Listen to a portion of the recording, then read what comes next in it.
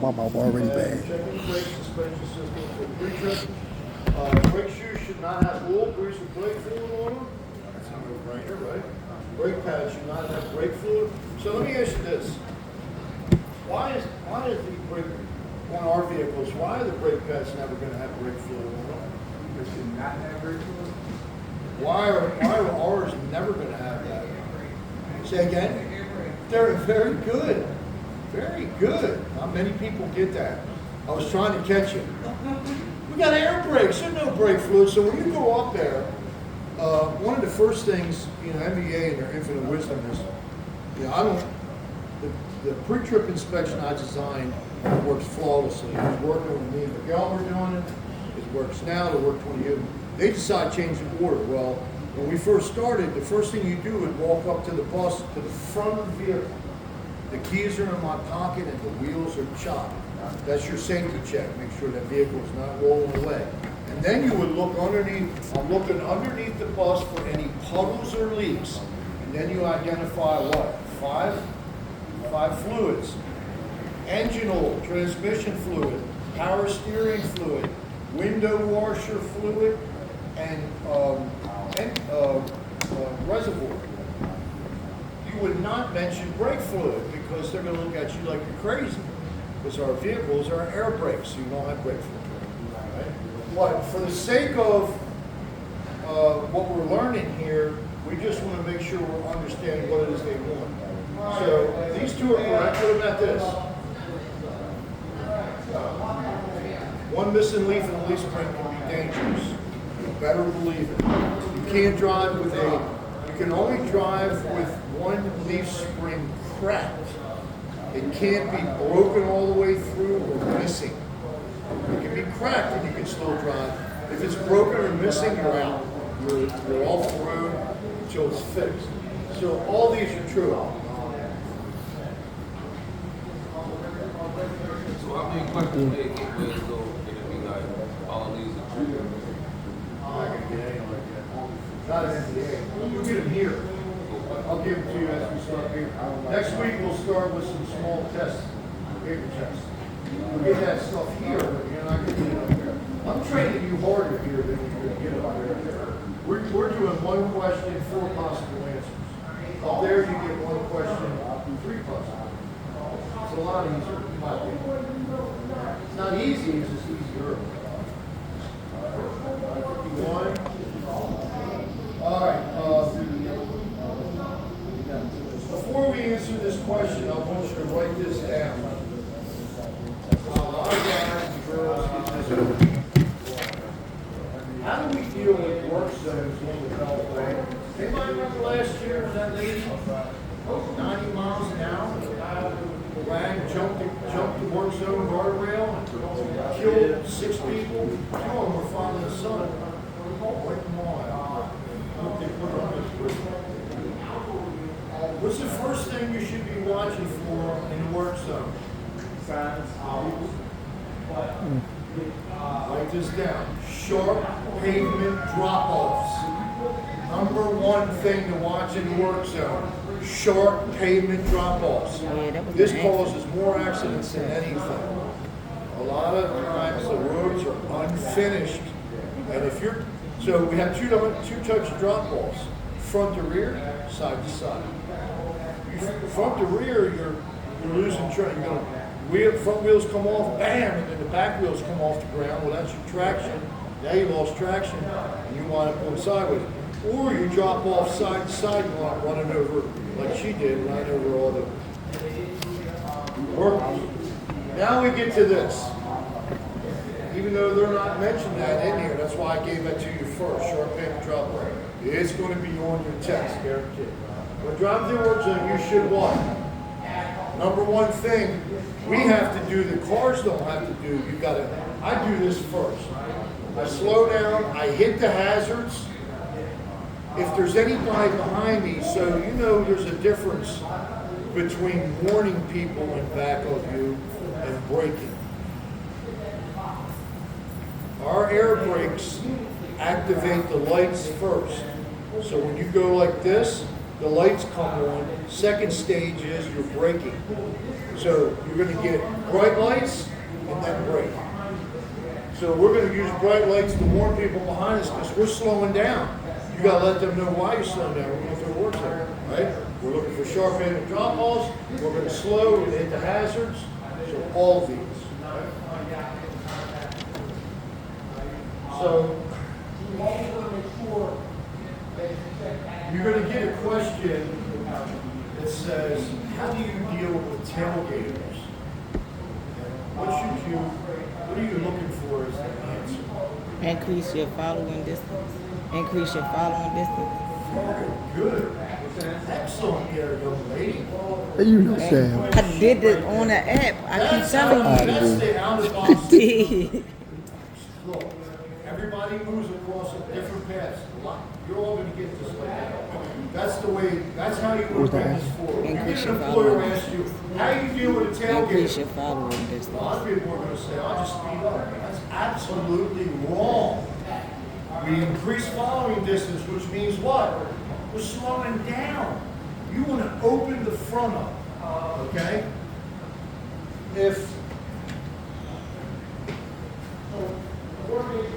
this is a car and this is me and this space is compromised, I need to back up. This is me increasing following. Increasing following. Everybody get that? Yep. So we do not brake for tailgaters. If somebody is on your six, you got a guy is trying to kiss you on the back without asking permission. Right? You've got to increase following distance, which means what? I'm going to push him. This is a psychological move this professional move. Psychologically, you're pushing him back. Now you're really, if he's tailgating you at 50, he's going to love you at 35. Where's he going? He's going to come around. He's going to come around you and put himself right here. And then what's he going to do? Brake check you. And the fact that you've increased following distance, you're not going to hit him. You control the situation, not him. It's just a job. Don't let a tailgater get you out of your composure, man. You don't brake for a tailgater. I know it's tough, man. I can't fix this. The best thing you can do when you know he's there, I have a sixth sense. I know when people are in my blind spot, and I'm going to know when you're on my six. Most people in the military are trained like that. When somebody's on your six, you know it. You can feel it. You can't see him yet, but you can feel it. Same thing here. So if he's on there, just slow down and push him. You want to push him back. When he comes around you now, you can deal with him when he comes in front of you. Because he's going to brake check you. And if you've not increased that following distance by opening up, you're going to hit him. Because that's what he wants you to do. He wants you to hit him so he can get the paycheck. Right? We'll go over that. That's one of my favorite techniques for driving. You can use this in your car too, man. I mean, it's a great commercial technique, but you can use it in your car as well. Don't let anybody treat it as a job, man. Don't let anybody pull you out of your game. You stay in control, even when they're out of control. Because I'll be honest with you, people who tailgate are out of control. If you're in that big a hurry, you know what? Get up early. Set the alarm early. Don't tailgate me. There was a time I would put you in the Jersey wall. I can't afford to do that anymore, you know? I'm not trying to live like that. But there was a time, if you ruffle my feathers, especially in a big truck, just like that. It was over. So keep that in mind. Number one thing in a work zone, sharp pavement drop-offs.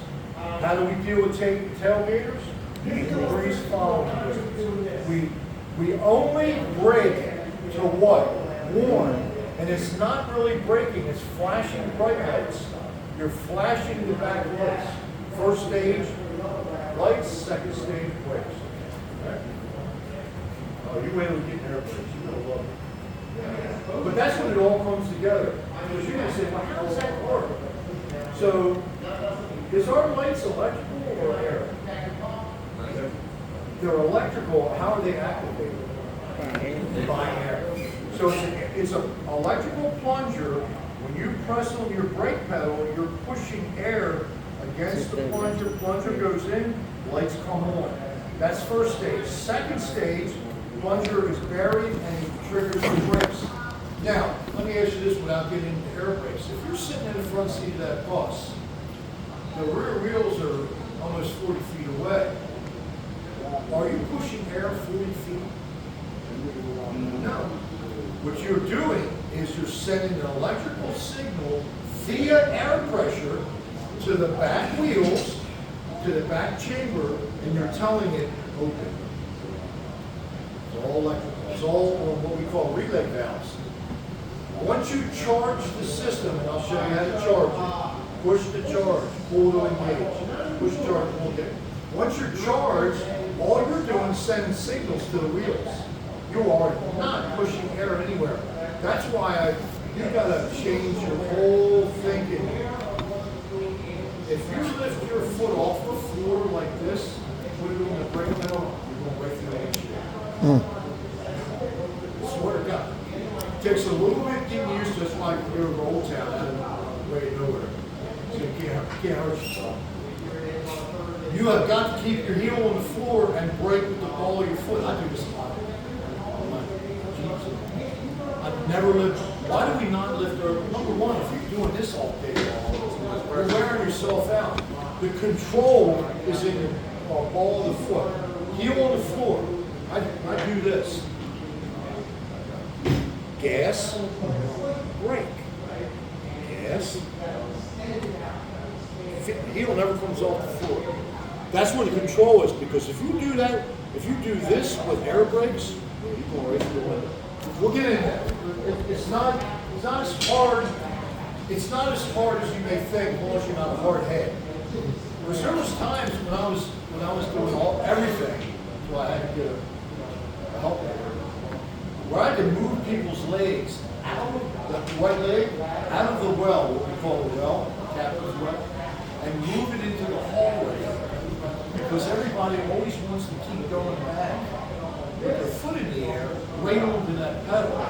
And that's an automatic failure at NVA.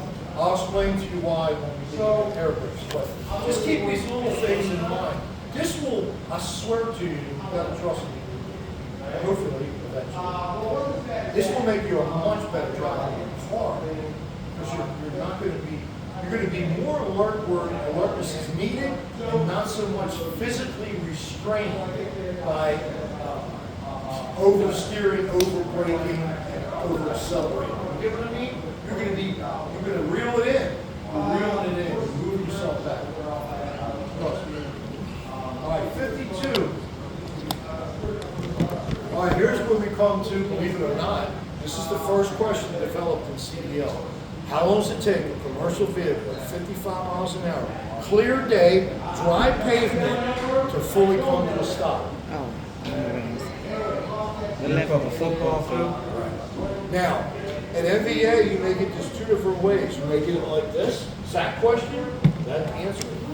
Or you may get it numbers. like this. They did it 2 ways. That's why we're doing what we're doing. That way you know everything that could come up. So, again, stopping, just going to put here the question. Stopping, 55 miles an hour, clear day. And again, the answer in language would be this, right? But you may get numbers. You're going to get 3 choices. A, 1 half.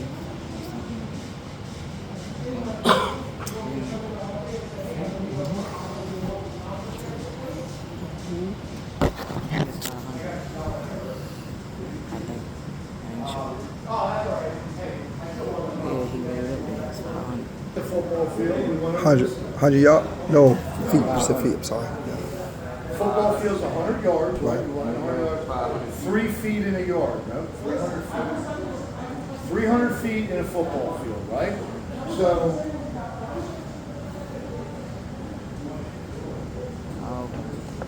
So in your soon-to-be expert opinion, what's the answer? See, And I did that for a reason. And no hating that you went there, because this is right in the realm. This is a football field. This is 50 feet more than a football field. It's not safe enough. That's what you want right there. If it takes you 500 feet to stop your vehicle, Burger King's hiring. 400 feet is really the correct number, because we're looking for this in air brakes. 419. So this is exactly how you're either going to get the language version or you're going to get this at MVA. And when you see this number here, this 400 number, it could be 4 or 450. They're both correct. Don't pick the low number and don't pick the high number. You're going to pick, because it's as close as you're going to get with that number right there. So, curious about the 419, where does that come from? So 419 is if you don't have brake lag, and I know we're not there yet, but I'll give you a little insight. Brake lag is this. Unlike your cars, we got brake fluid in our cars, right? Well, brake fluid is right up against the piston, so when I put my foot on the brake, it goes like that, right? It's right there. When in our vehicles, air could be a foot away. And how that sounds like air brakes are not as efficient as hydraulic, but it's actually the complete opposite. But brake lag is this. It took a fraction of a second for air to get a foot away to right to the piston.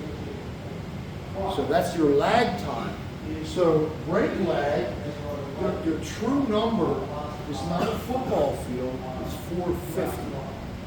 450 minus brake lag is 32 feet over 55 miles an hour. We'll get to this, don't fret, you'll be all right. Trust me. I got all this stuff in my head. It's just the way it is, and I'm just trying to vomit a little bit on you to see if some of it sticks. Later it will. So 450 minus 32 is what? It's actually 451. 451 minus 32 is 419. That's where the 419 comes. So all things being equal, if you had no problems with brake lag at 55 miles an hour on a dry pavement, it's going to take you 419 feet or thereabouts to stop. And that's where those come from. These are the true formulas that we deal with. And you're going to get questions on all that on your individual tests, and then you'll see how it goes. It'll be all right. All right, so in this case here, there's one other choice. See, we got 4 choices here. You're only going to get 3. So let's take out twice the length and put in there more than the length of the football field. Now which one do you take? More than the length of the vehicle, or the length of the football? You're going to have to pick more than the length of the football field. Why? Because the true number is either 419 or 451. We'll go over that again, so don't worry. I'm just trying to give you some insight on what you're going to see up there. You're either going to get language or numbers. All right? And you just have to pick between the two. You'll see, because it'll be in your test in here very early. So this one here, length of football. That's your first true general knowledge question that they built in the 90s. 1990, April Fool's Day of 92. All right, 53.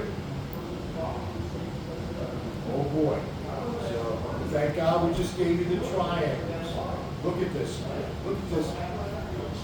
All this language on the screen there. This is how you're going to get your triangle points. So remember I said at the beginning, this is why the language is so overwhelming. So anyway, if you must park on the side of a level, straight, 4-lane, what kind of highway? Divided. What is divided the same as? Two-way. Two-way. One way. One way. Undivided is two-way. Undivided yeah, is okay. a two-way street. Undivided, two-lane, two-way means same thing. One-way and divided mean the same thing. So now we know that we're on a one-way street. Where do the triangles go? In the back. They all go in the back, and how do they go? 10, 100, 200. That's what it is. So now, which one is it? One. Number one, within 10 of the group, 100, 200. All I want to know, so here's, when you get something like this at MBA and you start sweating, oh my God, all this reading. You got to turn it to your advantage. Remember what I said about eliminating and all that? All I want to know is what kind of street it is. Once I've determined one way or two way, I'm gold. Because now I'm going to say, well, if it's one way, they all go in the back. And 100, 200. It's a two-way street. I got 100 foot in the front, 10, 100. The 10 never moves. Own this stuff. Make yourself own it. What's going on? Real quick, I know some of you guys probably drive, but if anyone needs assistance with getting to and from for class purposes, just come find me over there so I can get your name and information, okay? For tokens and payments. Classes, yeah. So if you have a hard time getting in there, you've got tokens or passes for it. All right, so all this means nothing. We don't deal with 50 foots anyway. And this is a one-way, this is actually two-way. All you want to make sure you know when you get a triangle question, what kind of street? And then you know they're either all in the back or I'm doing back and front. Pretty easy, right? Don't make it to your advantage. Just turn things around because their job is to trick you and not give you CDL.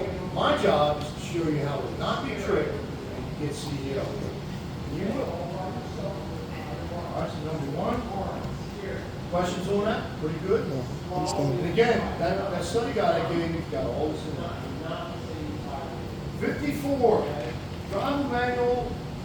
The horn did driver's manual. Why should you limit the use of your horn? So let me say this before we go any further. What kind of horn are they talking about? They're talking about the air horn, folks. We have two horns in our commercial vehicles: air, electric. Now that bus out there, my oldest bus used to have air and electric. That one only has a loud, and it's loud enough. But they're talking about the air horn and why. That's some bitches and options. So if you got Granny next to you and her big air she's 79 years old, and you blow that air horn, she'll jump her straight out of her boom. She'll live you off and stroke her out right on the beltway. Because if you get caught with your back turned and somebody pulls that horn, you'll know it. So it's a startling thing, right? They want to put it this way. I don't use the air horn unless you're ignoring the shit out of it. Then I'm going to let you off. If I'm trying to get you to realize you're in my zone, get away, and I hit the air or the electric horn, and you're not paying any attention, I'll let you off the air horn. And if you're still not paying attention either, two things are going on here. Just deaf, or you just ignore me, and I have to take it to the next level, right? So, watch where you use that horn. You know, little kids used to have, remember when we was kids? We used to tell the chumps that, what is their horn? You gotta watch. It's an infraction on your license. You gotta watch. DOT can fine you. Alright, so 55. Which of these statements about accelerating is true? Which of these statements about accelerating is true? So everything, so let me say this. Everything on our vehicles has one job only. Now, is there a backup for that? Well, we'll get into that. But I like to use one job. So each part is one job. So what is true about rough acceleration here? When traction is poor, more power should be applied to the accelerator. That's out. So leave that alone. You should feel a what? A jerking motion if you're accelerating correctly? No. It means you're not accelerating correctly, right? So that's out. So if that's out, this is out, that's out. There's your answer. Rough acceleration causes mechanical damage. What do we mean by that? If you go in that bus right now, and I'll guarantee you it'll happen. If you go in there and you fire it up, and you smash the accelerator to the floor, what's going to happen is the yoke and the drive shaft is two pieces. The yoke, that little cross with the bearings, is going to come 180 degrees out and go around and go bang, and drop the drive shaft right out of the vehicle. Or, if it's winter time, what happens when we don't warm our vehicles up in the winter time? You ever heard about throwing a rod? You throw a rod in the motor, which means inside the motor didn't get heated up enough and you The revved RPM it. still be up, right? The RPM still be up? The RPMs will be up, which would be too much for the motor cold, and then that's it. That's what they mean by that. You'll get a few questions. So rough acceleration causes mechanical damage.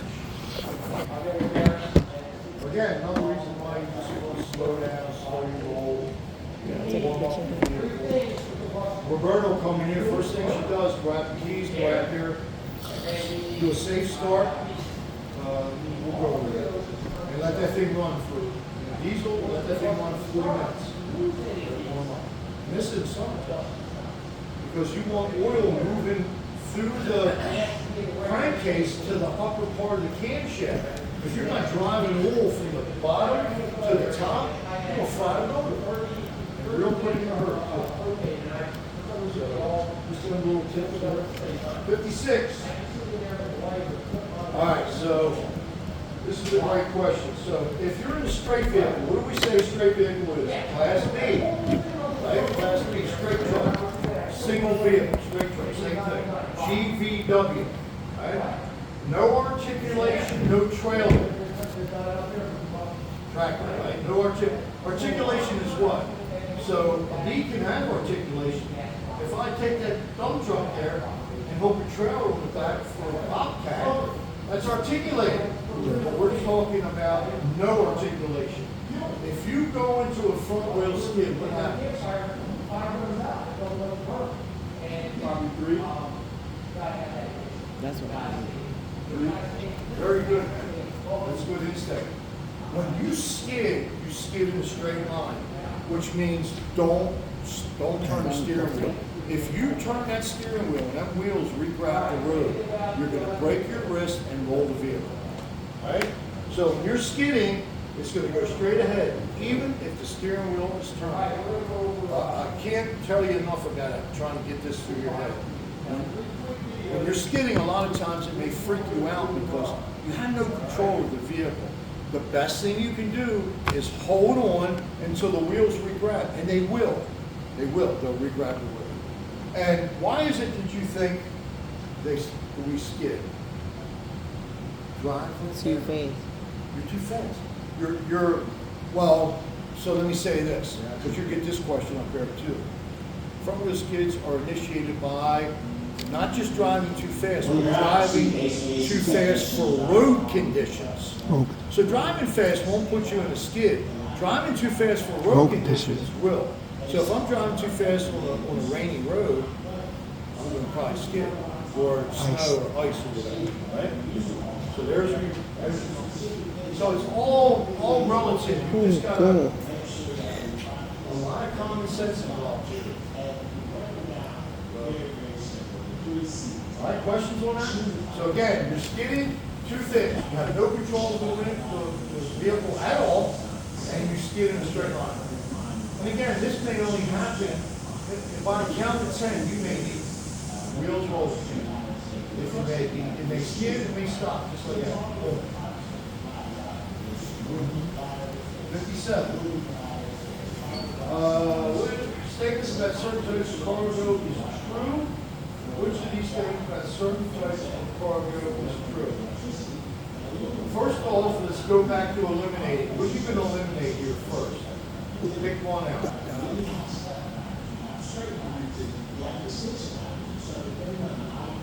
Two. What one would you eliminate that sticks right out to you? 4. Two? 2. 4? Right. Yeah. Now, that is fair. I was going to get an answer. So one is the answer. Yeah. Right. because you wanna. So 3 would be out. Loads that consist of liquids and foam do not cause handling problems because they're very